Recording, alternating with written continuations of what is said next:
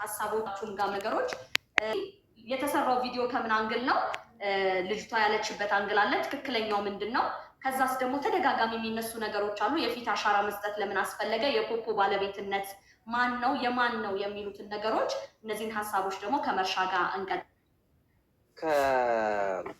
ከፖፖ ፋውንደር ጋር በተያያዘ አይታችሁ ከሆነ ብዙ ቦታ ላይ የፖፖ ቲም ነው የሚለው። ፖፖ ቲም ነው ማለት ለምሳሌ አንድ ጉግል ላይ ያገኘሁት እርግጠኛ መሆን ስላልቻልኩ ነው እንጂ አሉ ፋውንደሮች አሉ፣ ኦነሮች አሉ እና የተቀመጡበት አንዱ ለምሳሌ ፋውንደሩ ማይክ ቬን የሚል አለ። እንደገና ደግሞ ሲኢኦን የሚላል። እንደገና ደግሞ ቺፍ ቴክኖሎጂ ኦፊሰር ብሎ ደግሞ ክሪስ ዊሊያምስ አለ። ኦነር ደግሞ ኩመር ሻኑ የሚል አለ። አሁን እነዚህ ሰዎች ተቀምጠዋል እንትን ላይ። ግን ፖፖ የሚሰራው በቲም ነው። አንድ ሰው ጎልቶ የሚወጣበት አይደለም። አይታችሁ ከሆነ ከተለያየ ነገር ጋር ይገናኛል። ለምሳሌ ጌሙን በተመለከተ አንድ ሌላ ፓርት ነው። ቴክኖሎጂውን በተመለከተ አንዱ ሌላ ፓርት ነው። ኮይን የሚያመርተው ሌላ ድርጅት ነው ማለት የዛው የራሱ ሆኖ ኮይን ፕሮዲስ የሚያደርግ አለ፣ ኮይን ሴል የሚያደርግ አለ። እንደገና ደግሞ ዳታ ማኔጅመንት አለ፣ ቴክኖሎጂ ቺፍ ቴክኖሎጂ ኦፊሰሮች ምናምን አሉ። ይሄ አይቲ ፓርቱን አይቲ ቲም የሚባል አለ እዛ ግሩፕ ውስጥ ችን ላይ ማርኬቲንግ በቃ በጣም ብዙ ቲሞች ናቸው እንትን ያሉት እዛ ውስጥ። ስለዚህ ለዚህ ነው እከሌ ተብሎ ያልተባለው። በእርግጥ በተወሰነ ደረጃ ሀሳቡን ኢኒሼት ያደርጉት ሰዎች ተቀምጠዋል እና በዚህ ልክ ነው እና በቲም የሚሰራ ስራ ነው። ለምሳሌ ፌስቡክን አንድ ሰው ነው የመሰረተው አይደለም፣ ስቲል ነው የራሱ ነው። ምናልባት አክሲዮን ሽጦ ሊሆን ይችላል። ነገር ግን መስራች ተብሎ የተቀመጠው እሱ ነው በኦን ስለተደረገ መጀመሪያውንም ማለት ነው። ይሄ ግን በተለያየ ጊዜ አሜንድመንት በ2000 ጀምሮ የተመሰረተ ድርጅት ነው። እያሻሻለ ይሁን እንደዚህ ፌል አድርጎ መጨረሻ ላይ ግን የሁሉንም ፕላትፎርሞች ሪሰርች አድርጎ በቲም የተሰራው የሆነበት ምክንያት ለዛ ቲም ነው። ፖፖ ቲም ነው፣ ሰርች ፖፖ ቲም ነው የሚለው እና ጠንቀል ሀው ኢት ኦፕሬት ነው እንዴት ስራ ይሰራል የሚለው ነው እንጂ የማን ነው የሚለውና ብዙም አያሳስበንም ማለት ነው። ወደ ግልጽ ነው አይደል?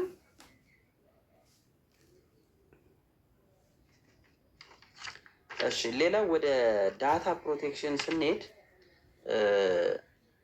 ዳታ ፕሮቴክሽን ላይ እንግዲህ የሚወሰዱ ዳታዎች የምናውቃቸው ናቸው።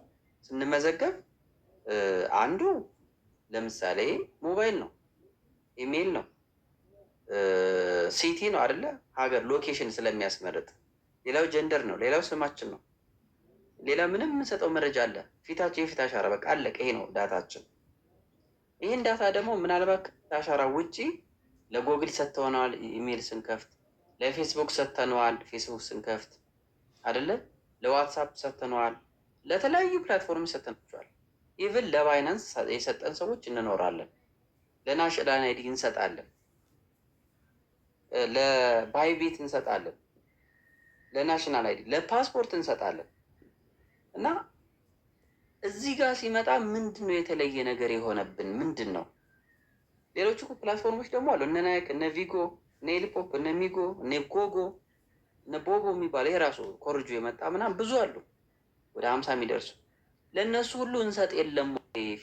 ፖፖ ላይ ሲመጣ ምን አዲስ ነገር ተፈጠረ? ህጉስ ምንድን ነው የሚለው? እና ይህን ነገር በጣም ዋይዝ ማየት አለብን እና ነገሮችን መመርመር ይጠበቅብናል።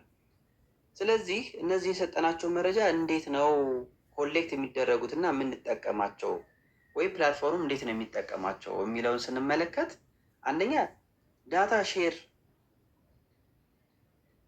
የሚያደርጋቸው ድርጅቶች አሉ።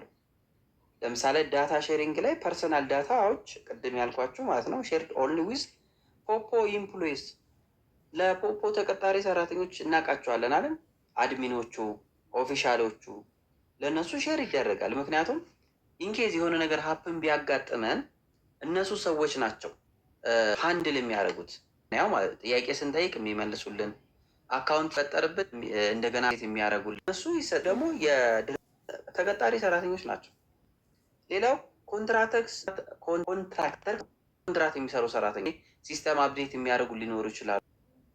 ኤጀንት ይሰጣል። ስለዚህ ለምሳሌ የሆስትን መረጃ የኤጀንትን ደግሞ በተወሰነ ደረጃ አይደለም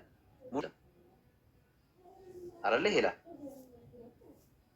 እና ሰርድ ፓርቲ የሚባል ደግሞ አለ። ለምሳሌ ለሶስተኛ ወገን የሚሰጠው በህግ የተጠየቀ ሲሆን ብቻ ነው። ከዛ ውጭ ለማንም አሳልፎ አይሰጥም ይላል ተቀምጧል። እና ዳታ በተመለከተ እንዲህ ነው ሼር የሚያደርገው። ቀጥሎ የተቀመጠው ምንድን ነው? ለምሳሌ ሲስተም አፕዴት ሊያደርጉ ይችላሉ። አይቲ ቲሞች እነሱ ይጠቀማሉ እና ኮንፊደንሻሊቲውን በጠበቀ መልኩ እና አግሪመንትም አላቸው።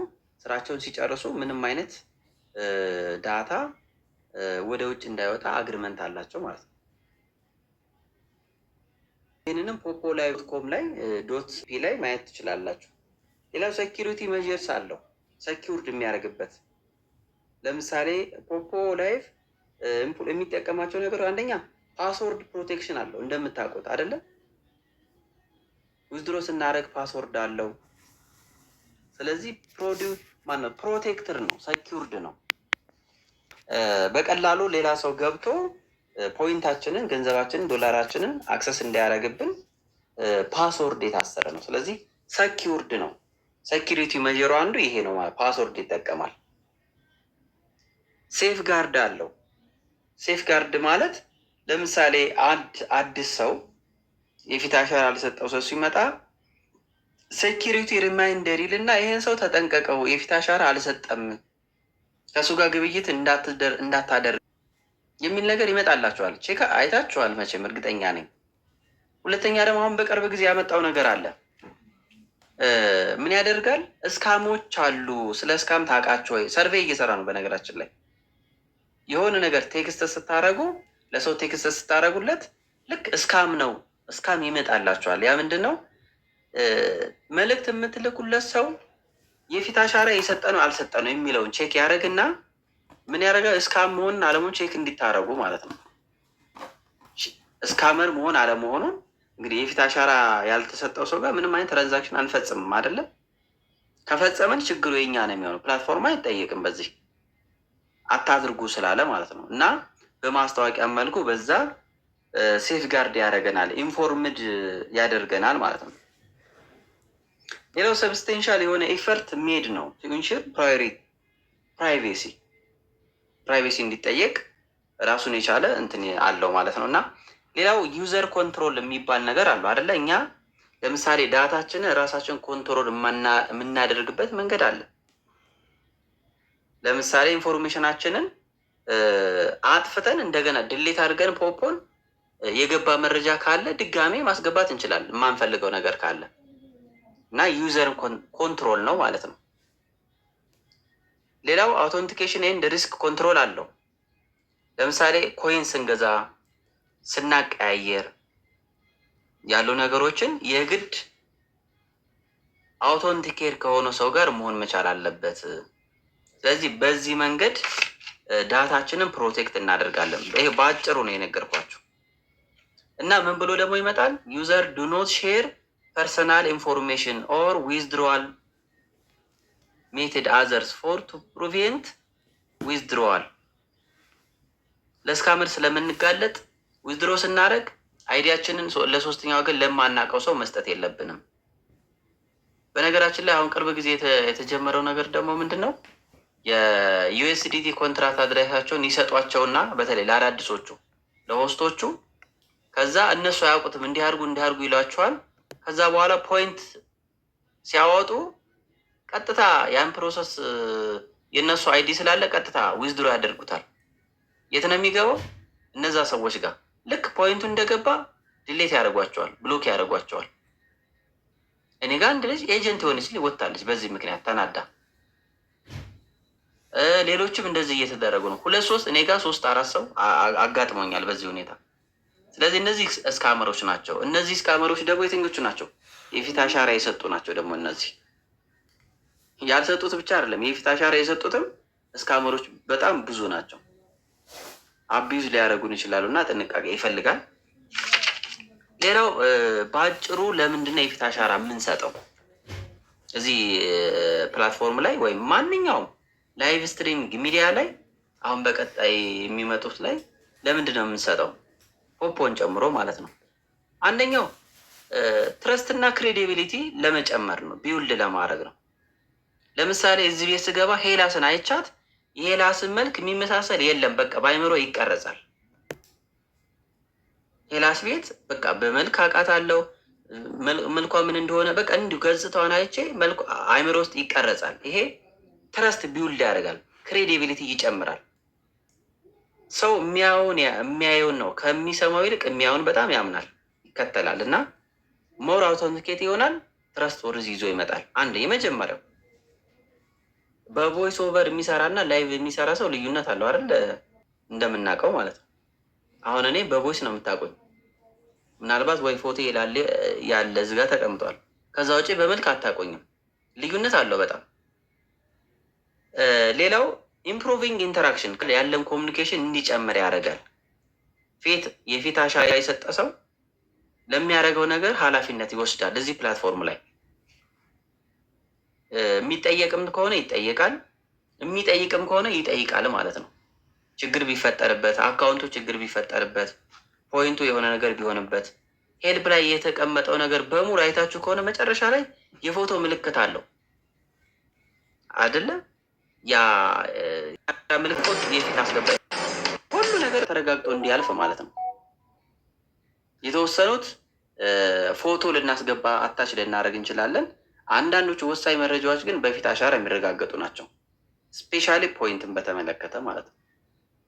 ስፔሻሊ አካውንታችን በተመለከተ ማለት ነው። እና እነዚህ ለዛ ፐርፐስ የተቀመጡ ናቸው። ቤተር ኮሚኒኬሽን እና ደግሞ ቪወር ኢንተራክሽን ለማድረግ ቪው ኦዲየንሱ የሚያውን ነገር ላይቭ ስትሪመሩ ጋር ኢንተራክት እንዲያደርግ የሚያደርገው አንዱ የፊት ገጽታ የሚያየውን ነገር ማለት ነው። እና አንዱ እሱ ነው። ፐርሰናል ብራንዲንግ ነው። ለምሳሌ ሄላስ በቃ ፐርሰናል ብራንዲንግ ናት። በእያንዳንዱ በሚመለከታት ሰው ስዕል አይምሮ ውስጥ ተቀርጻለች ሄላስ። ስለዚህ ብራንዷ ነው ማለት ነው፣ የራሷ መለያዋ ነው። ሌላው ኢሞሽናል ኮኔክሽን አለው።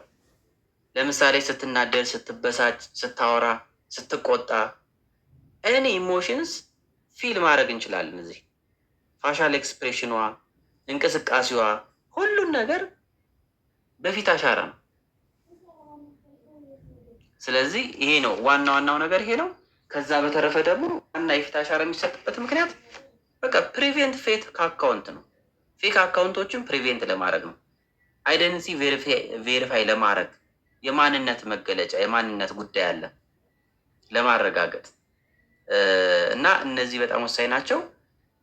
ሌላው አንአውቶራይዝድ የሆነ አክሰስ እንዳይኖረው የፊት አሻራ ያልሰጠ ሰው ስልጣን የለውም እዚህ መጠቀም። ፖይንት ማውጣት አችልም። ምናልባት ሊያጭበረብረን ይችላል። ስለዚህ ይሄን ነገር አንአውቶራይዝድ የሆነ ነገር ለመለየት ነው። አካውንት ሪከቨሪ ለማድረግ ይጠቅማል። አካውንታችን ሪከቨር ለማድረግ ይጠቅመናል። መልቲ ፋክተር አውተንቲኬሽን አንድ ሰው 2-3 ቦታ እንዳይሰጥ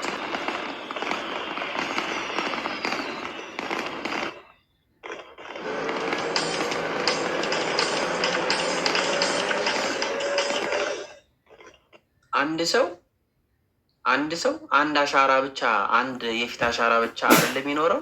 ስለዚህ 2-3 አካውንት መክፈት አይችልም። ይሄ በምን ተረጋገጠ? በፊት አሻራ። እንደዛ ቢሆን በነገራችን በጣም ብዙ ሰው ፌክ አካውንት ፈጥሮ በጣም ብዙ ሰዎችን አጭበርብሮ መውጣት ይችል ነበረ። አሁን ያሩም አልተፈጠረም። አንድ አካውንት ነው የተባለ አንድ አካውንት ነው በቃ። ስለዚህ ሁሉም ኃላፊነት ወስዶ ተጠንቅቆ ይሰራል። ሌባውም ተጠንቅቆ ይሰራል፣ ጤነኛውም ተጠንቅቆ ይሰራል ማለት ነው። እነዚህ ናቸው። ሌላው የሞኔታይዜሽን እና ቨርቹዋል ጊፍት ሴኪሪቲ ይፈልጋሉ እና እነዚህ ደግሞ ሰኪውርድ የሆነ ትራንዛክሽን እንዲኖረን ከፈለግን በፊት አሻራ የተረጋገጠ ነው ማለት ነው። እንግዲህ ይህንን ይመስላል። ሌላው አይታችሁ ከሆነ ባይናንስ ላይ በጣም ሰኪውርድ ነው አይደለ? አንዱ የሆነበት ምክንያት በፊት አሻራ ስለተረጋገጠ ነው። ማጭበርበር አትችሉም። ቢቻል እንኳን ማጭበርበር ቢፈልግ እንኳን አካውንቱን ያጠዋል። ባይናንስ ላይ አይጠቀምም። ምናልባት ቢያጭበረበር ድጋሜ ባይናንስ ላይ መጠቀም አይችልም። ስለዚህ ይሄኛውም እንደዚህ ነው። የሆነ ነገር አንድ ሀፕን ካደረገ ከተዘጋ ተዘጋ ነው። ምናልባት በሌላ ሰው ፊት አሻራ ሊከፍት ይችላል፣ በቮይስ ሊሰር ይችላል። ነገር ግን በፊት አሻራ አይመጣም። ይህንን ይመስላል። ሄላስ እና ተመልካቾቻችን፣ አድማጮቻችን እናመሰግናለን።